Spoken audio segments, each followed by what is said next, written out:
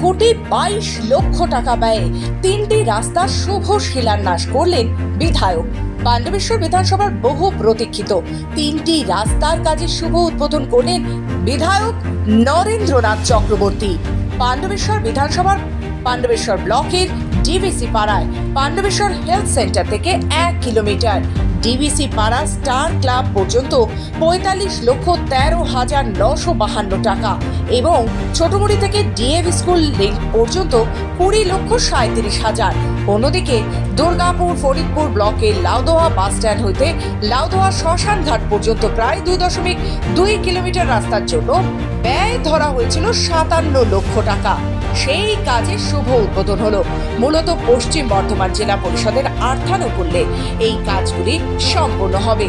বিধায়ক বলেন, 2021-এ বিধানসভা ভোটে যখন প্রার্থী হয়েছিলাম, আমার একটাই মূল মন্ত্র ছিল, উন্নয়নে এগিয়ে থাকবে পাণ্ডবেশ্বর। পাণ্ডবেশ্বরের প্রত্যেকটি কোনায় কোনায় মানুষের প্রয়োজনে উন্নয়ন পৌঁছে দেওয়ার মূল লক্ষ্য। তাই এই রাস্তাগুলো দীর্ঘদিন ধরে ব্যাহত ছিল। আমি কথা দিয়েছিলাম রাস্তাগুলি সংস্কার করে দেওয়া হবে। তাই কথা মতো পশ্চিম বর্ধমান জেলা পরিষদের অর্থানুকূল্যে আজ এই 3টি কাজেরই শুভ উদ্বোধন হলো। লাউদোয়াতে 57 লাখ, এখানে 45 লাখ, আর ছোট মুড়ির রাস্তা 22 সামথিং, টোটাল 1 কোটি সামথিং রাস্তার আজ পথশ্রী প্রকল্পে আজ রাস্তার উদ্বোধন এই শিলান্যাস করা হলো। মানুষের প্রয়োজন ছিল।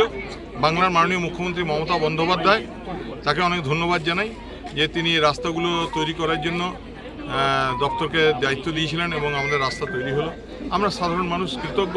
আমরা সবাই মিলে রাস্তার শিলান্যাস করলাম।